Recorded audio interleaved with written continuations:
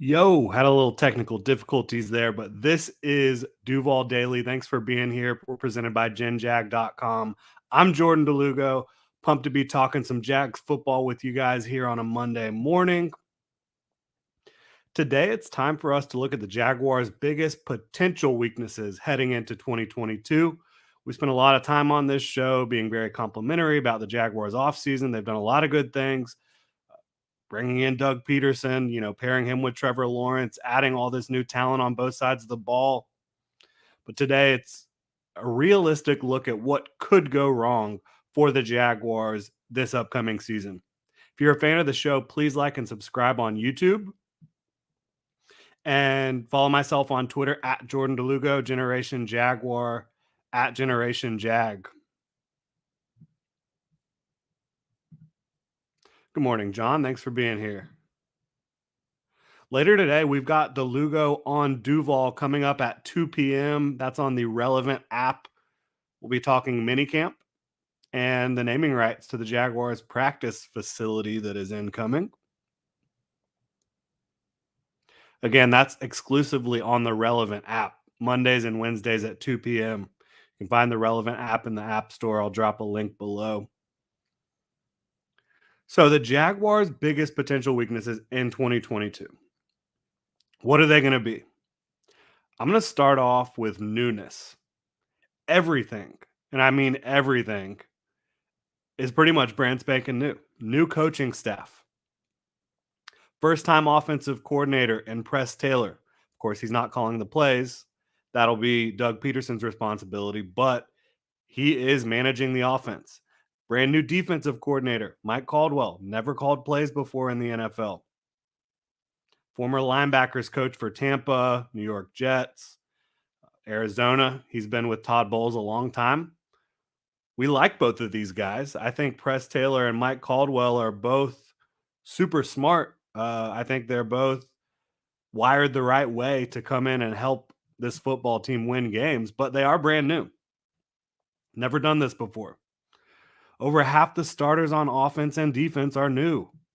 When you look at the offense, Christian Kirk is a new starter, Brandon Scherf, Evan Ingram, Walker Little if he wins the right tackle spot, which I predict him to win that spot. Tyler Shatley, he started a lot of games here, but he's never gone into the season as a starter. At center, Zay Jones is a new starter. Travis Etienne, he didn't play in 2021. He's a new starter.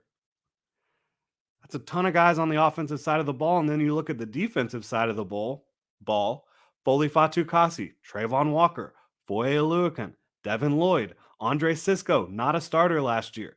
Darius Williams comes over from the Rams. All these guys are going to play major roles and be starters for this football team. And then you look at, there's going to be a lot more guys that are going to be contributors who are new as well on the offensive side of the ball. And on the defensive side of the ball. Chad Muma is going to contribute. Snoop Connor, it looks like, is going to have to contribute at least early on. Nick asks about, is Kevin Austin making the roster? That's another guy. Does he have to contribute at some point? So, and then you also look at, not only do you have a brand new offensive and defensive coordinator that have never done this job before, and all these new starters, Trevor Lawrence is still going into the second year of his career. And it's coming off a season in which probably did not prepare him the best for the future.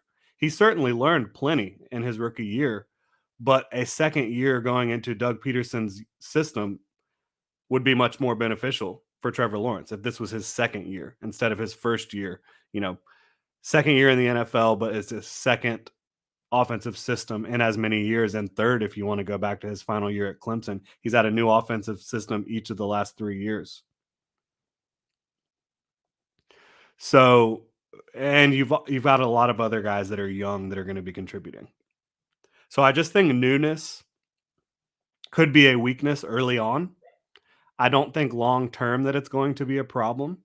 I like Press Taylor. I think Mike Caldwell has the potential to be a great defensive coordinator. He's well respected around the league. Again, he comes from Todd Bowles' tree, been under Todd Bowles for a long time. I think Caldwell and Press Taylor will figure it out, but when you look at the first 4 games of the schedule against the Commanders, you've got, the Colts, you've got Philly, and one other squad there. Are you able to come out and win some games early on? Newness will have a big impact on that if they're able to gel quickly enough. And when you look at the Jaguars veterans, they're not required to attend minicamp. Obviously, Doug Peterson feels good about where they're at if he's given these guys off all week.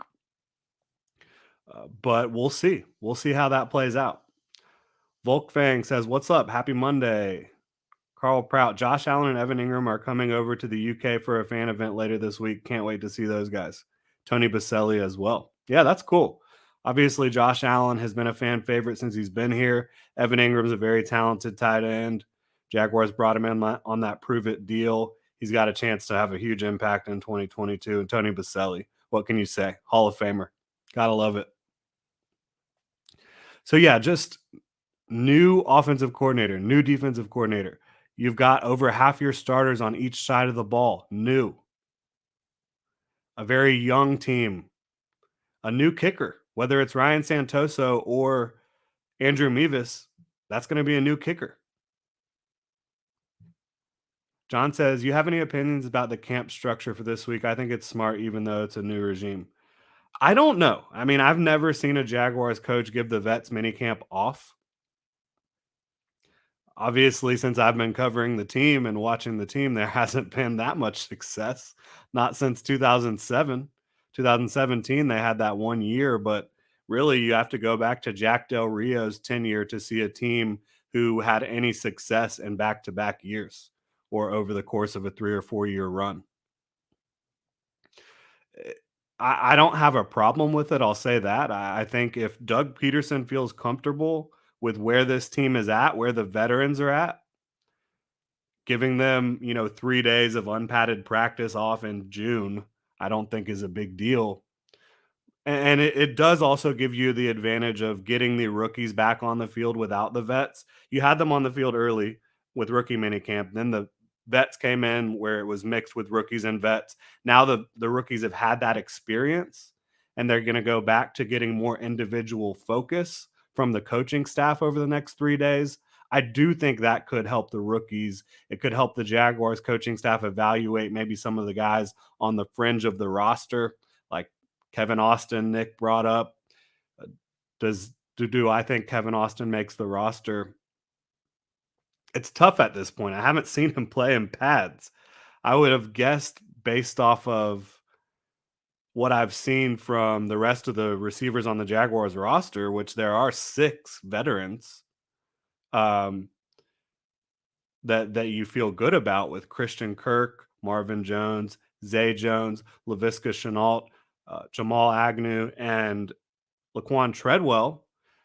Does he beat any of those guys out? Do the Jaguars keep 7 receivers instead of 6? These are questions that will need to be answered throughout the course of training camp. I will say I'm excited to see Kevin Austin this week and in training camp once the pads come on.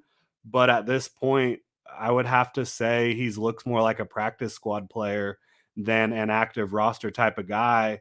He's still dropping a little bit too many of the easy ones. I have seen him make some impressive grabs, but you've got to be able to do the little things to get on the field and to stay on the roster. And he doesn't have special teams experience either. So there's a few things that are not going in Kevin Austin's favor. What is going in his favor is he's a hell of an athlete. He is out there working hard. He is able to make some big plays down the field. And the Jaguars brought him in here with some intention behind it, right? They gave him a lot of money for a undrafted free agent. They wanted to make sure he was coming to Jacksonville. They got him here. Now it's their job and his job to get him ready to compete for the final roster. Cool Joe says, "Does Jimmy Smith's son make the roster?" So he's not on the roster anymore. Like he was a rookie mini camp invite. There was about 40 guys or so that were invited to that rookie mini camp that aren't on the team anymore. They're down to 90 players right now, and Jimmy Smith the third or Trey Smith, he's not one of those guys. So I think that kind of answers that question.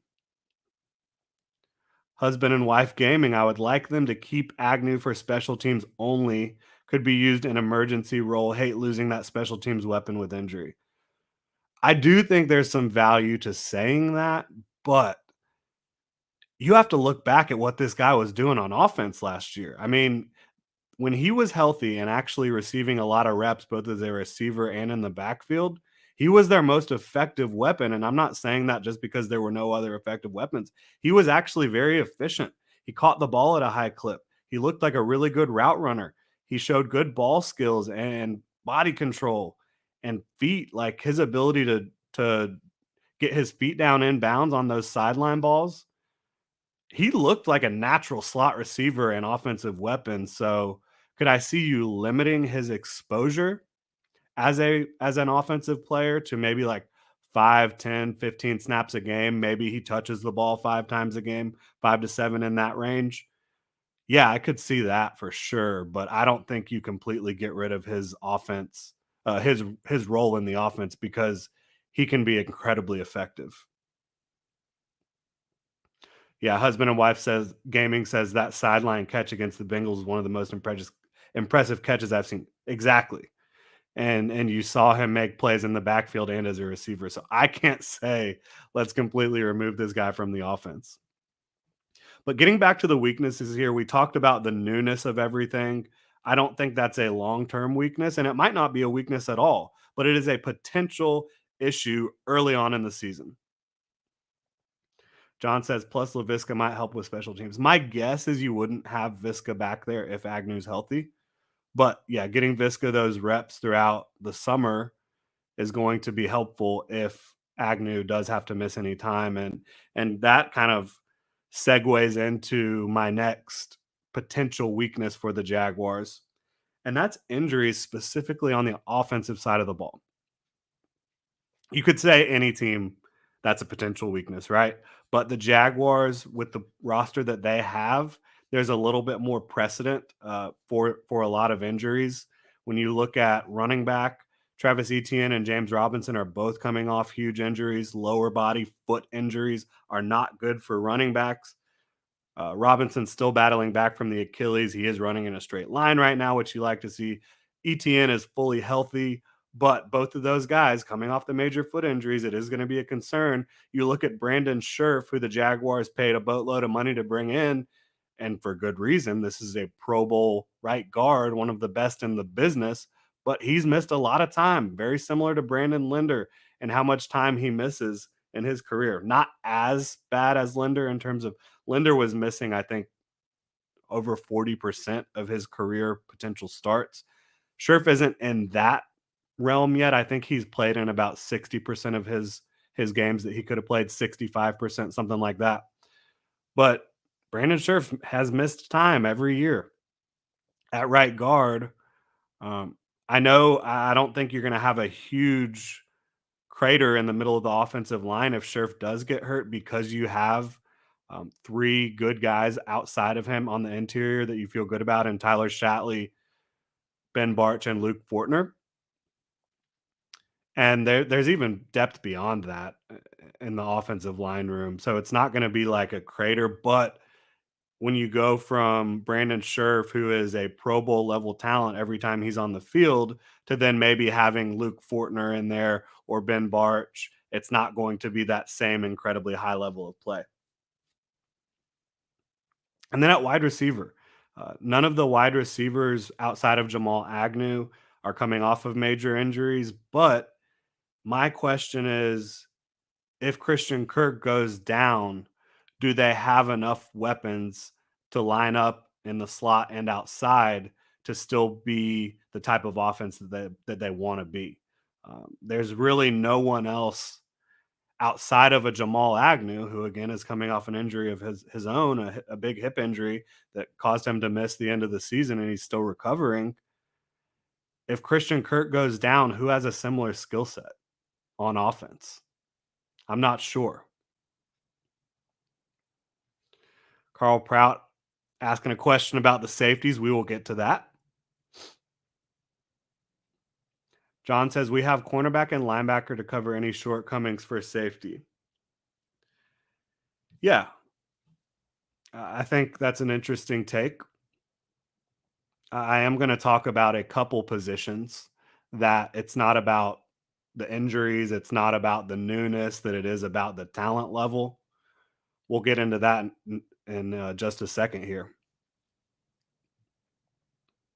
I would like to remind everybody I will be live on the relevant app for DeLugo on Duval at 2 p.m. today, talking minicamp and talking about the naming rights for the practice facility.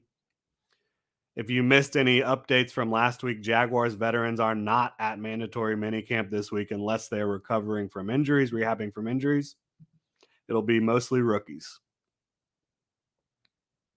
But yeah, strong safety. I think this is a reasonable question when you look at the Jaguars starting lineup. Rayshawn Jenkins was brought in last year on a starter's deal, about $8 million a year. He came in, he was voted team captain by his peers. And, there was a lot going wrong in Jacksonville with the coaching staff, with everything going on. But I don't think anyone else in the starting lineup or anyone else that was named a captain let that negativity and the issues going on inside the building affect their play more than Rayshawn Jenkins, who ended up with, I believe, 6 penalties, um, and really just struggled to keep his head on straight. Like 49ers rookie receiver got him into trouble, like getting up in his grill and getting him all riled up, and it ended up, you know, getting him a 15-yard penalty. He might have been ejected from that game. I can't remember, but he had several personal foul type penalties that were just him not making the right decision in the moment. And when he wasn't racking up the penalties, I do think he was a decent overhang defender. I think he was decent in the box playing the run. But do you look at him and say, this is a guy we can really get excited about as a versatile safety in the modern NFL? I think he should be more of a third safety in a rotation versus a starter. So I do think you can look at strong safety and say maybe that is not a very strong position. Maybe that could be a weakness. Now, don't get me wrong. I do think Rayshawn Jenkins played well when he was playing with the Chargers. He filled in a lot for Derwin James when Derwin James was out, and he played nickel, he played strong safety, he played free safety. I think there's a chance that Rayshawn Jenkins does kind of show us that 2021 was an aberration. But even then, I still think his best role in the NFL is as a third safety. Got a couple questions coming in here. Brady Jones, he says, I think Doug's usage of tight ends gives us a lot more flexibility offensively should a guy like Kirk go down at any point. I agree with that. But the reason I said Christian Kirk specifically is because they brought him in here, paid him a boatload of money, $18 million a year. Obviously, there's a team out after year two, but they're paying him a lot over the next couple years at minimum. They have a specific role in mind for Christian Kirk. He's going to move all around the formation. I'm not saying there aren't guys that can't do that, but I don't think outside of Jamal Agnew, who again is not healthy yet, not fully healthy yet, who else has that twitchy route running, quick separator ability? I mean, Marvin Jones is more a possession race receiver. Zay Jones is kind of more of just a balanced receiver, not an elite separator, not super quick, not going to uncover super fast. That's why I worry about if Christian Kirk were to go down, because I just don't know that anyone else is going to be able to replicate his entire role. Like if Marvin Jones went down, I do think Zay Jones is fine. If Zay Jones went down, I think, between Visca and everybody else, you can certainly overcome losing him. If Evan Ingram goes down, I think you have Dan Arnold and Chris Manhertz and Luke Farrell. You can potentially overcome that. But when Christian Kirk goes down, I just don't know who is replacing that skill set on this offense besides Jamal Agnew, who is inexperienced at receiver and coming off a major injury of his own. Jack Sayre says, do you expect healthy veterans getting any extra work in at minicamp beyond the selected veterans they invited to be there? I don't know. We'll see. I'll find out today. We'll be out there at minicamp. Practice starts at 11:45. So I will be providing updates. You can follow me on Twitter at Jordan DeLugo. I'll be looking to see, yeah, are there any other veterans there? Critty says, right now, who will you have at the third safety? Wingard, Ford, Thomas. They can come and play nickel and all that. I would say personally, talent wise, I think Daniel Thomas is the most talented out of those three. Rudy Ford obviously has experience from last year playing nickel, but he really was a better uh, box nickel defender. Like you don't want him uh, carrying receivers and tight ends vertically down the field. I do think they like Wingard. I think if he's your third safety, you could do worse, but his inability and really just unwillingness to try to bring down guys like Derrick Henry and Jonathan Taylor in this division, that will not cut it. So I really don't want to see Wingard on the field unless it's special teams. But Thomas, great athlete, little undersized in terms of height. He's got plenty of beef on him on his frame. He's a strong, athletic safety that I think is smart, and I think he played well when he got on the field last year. So that would be my vote. I think the team might go with Wingard as the third safety right now. We'll see. Ben says, "Do we put Rudy Ford back in that eraser role that he seemed to thrive in early last season?" I don't think that's going to be like. I don't think he's going to be the starting nickel. I mean, Darius Williams is going to be the starting nickel, but uh, will Rudy Ford have some packages, a role in this defense? Maybe we'll see.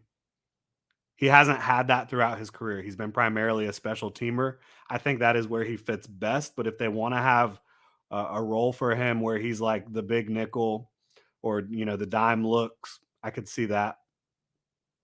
Do I think Chad Muma would be better? Probably, even as a nickel defender. Kevin Maxwell, good morning, Jordan. Good morning to you as well, Kevin. He says Kevin Austin Jr. will be the guy to make the most of his opportunity and be the next in line after Hearns and Cole. I hope you're right. He certainly has the talent to do so. It's about doing the little things, being a professional. Can you block? Can you play on special teams? Can you catch the easy passes? We'll see. So we've talked about the newness of everything, the potential for injury on offense. I think that is a little bit higher than what most teams are dealing with. Just when you look at Brandon Scherf, Jamal Agnew coming off the injury, both running backs coming off of major injuries, there's a lot of potential for that to impact this season.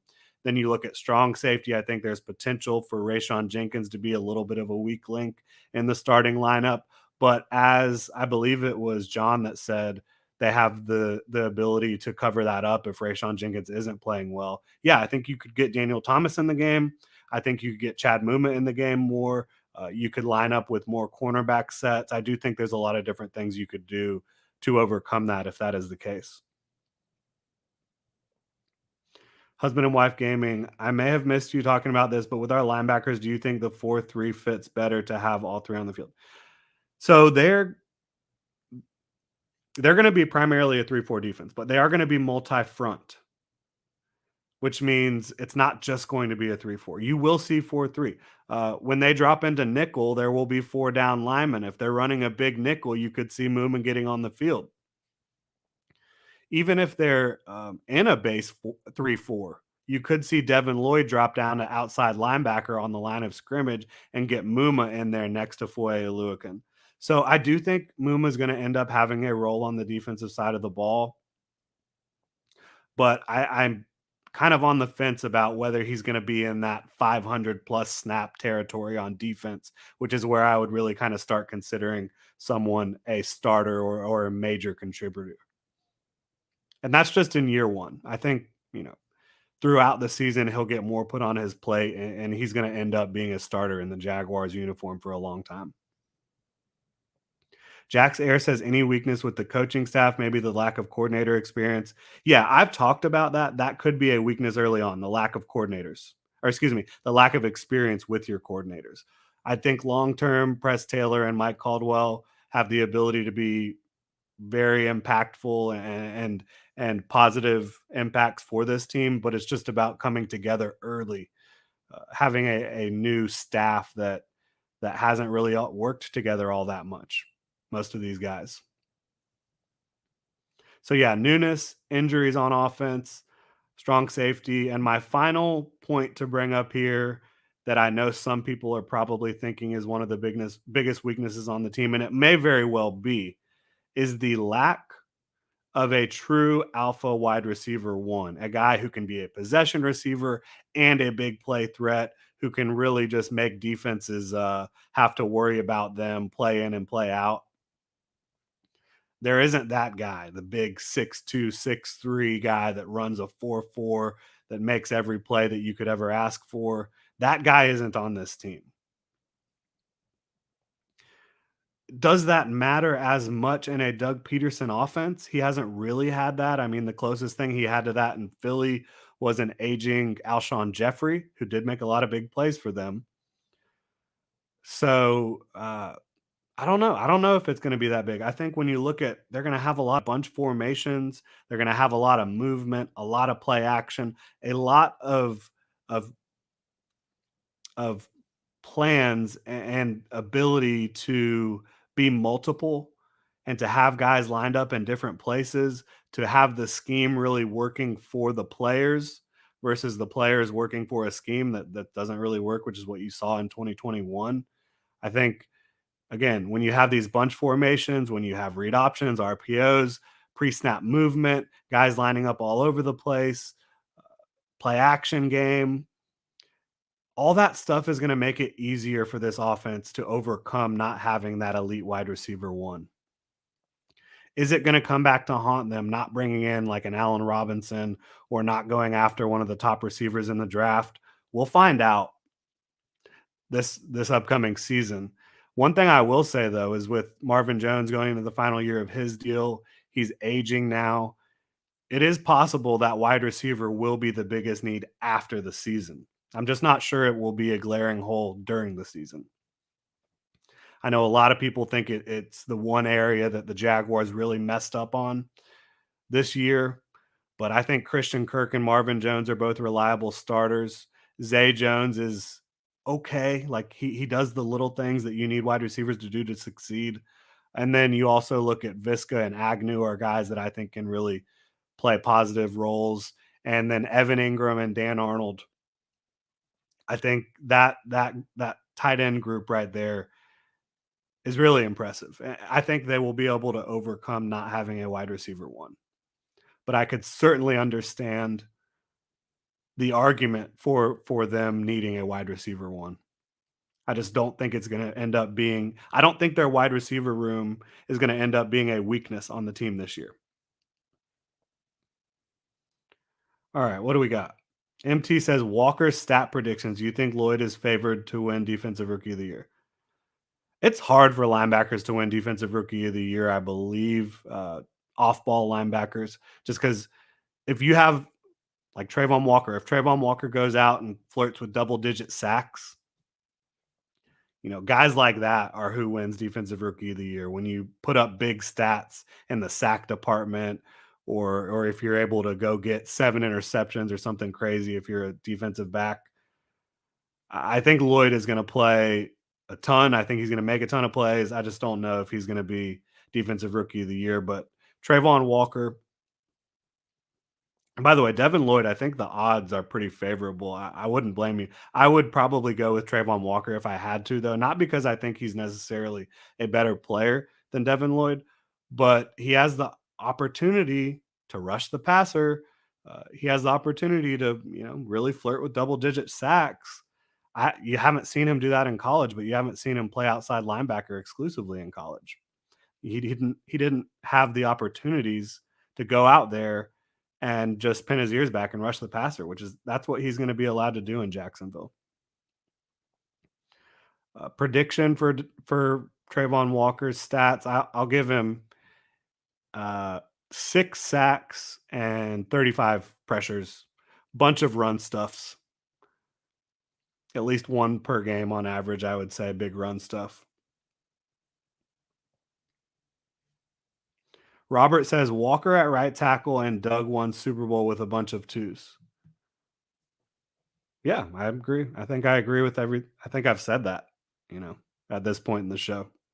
John says, I think Lloyd could be in the running for a defensive rookie of the year, but I wouldn't say favorite. I would agree with that. MT says, I think he is because of the fact he's a linebacker, stat padding position. He's on an average team, so we'll get a ton of opportunities. We'll see. I think if for a linebacker to win, an off-ball linebacker to win Rookie of the Year, Defensive Rookie of the Year, he's going to have to get a bunch of sacks and interceptions, and maybe some forced fumbles, all that good stuff. Jack Sayre says, "Have fun at minicamp." I certainly will.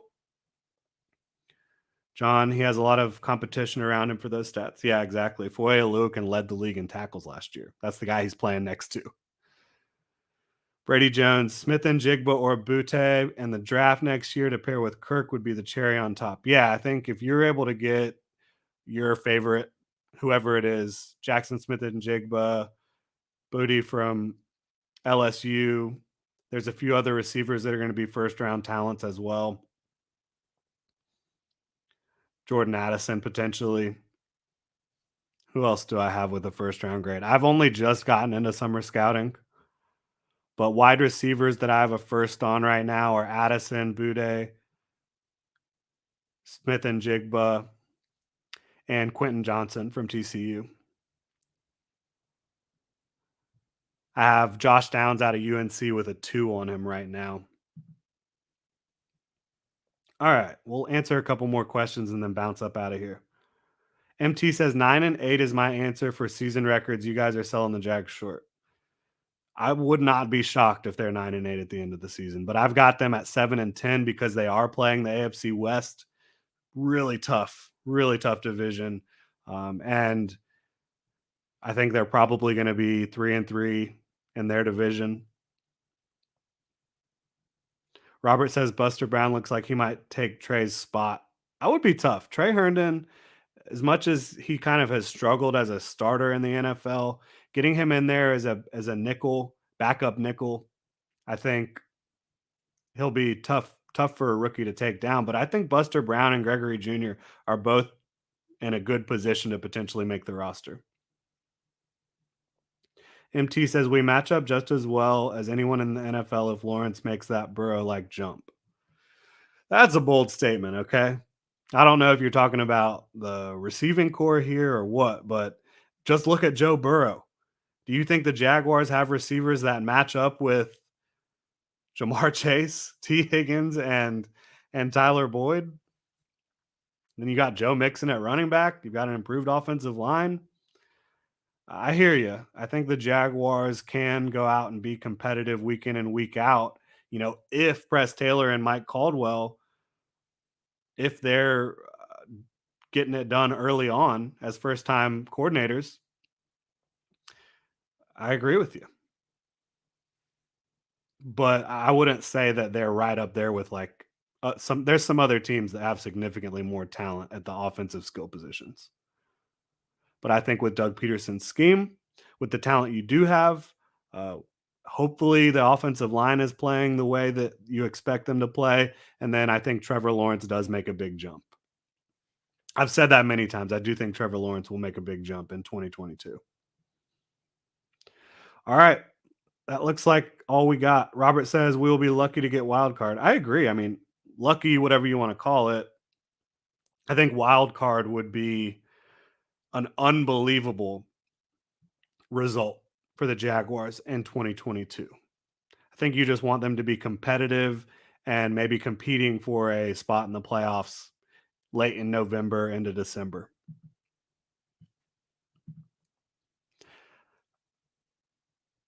All right, we've got one more thing here. Going into last season, Zach Taylor was on the hot seat. They had the worst O line in the league, average tight ends, and Jesse Bates wasn't the best, but they went off. You can't expect anything. Okay. I don't really know how to respond to that. So that's going to wrap up the show. Oh, he says the Jags might shock the world. MT does the same way with the Jets. You just don't know, is what I'm trying to say. Yes, you do not know. I agree with that. I think the Jaguars have a chance to make the wild card. I'm not predicting them to do that at this point, but with the talent they have, with Doug Peterson, running the show and calling the plays, and Trevor Lawrence, yeah, I think there's a chance they make a jump. I agree with you. All right, that is going to do it. Thanks for tuning in, Duval. Hit me up on Twitter at Jordan DeLugo. Follow Generation Jaguar at Generation Jag. Make sure to hit that like and subscribe button on YouTube and check genjag.com for all the latest Jaguars news, analysis, and Duval gear. And don't forget, I will be live on the Relevant app at 2 p.m. today, every Monday and Wednesday at 2 p.m. talking Jaguars football. Today we'll be taking a look at Minicamp, the naming rights for the practice facility, and if we have time, we will also dive into what the Jaguars offense will look like a little bit more in depth. Appreciate everybody. Have a good one.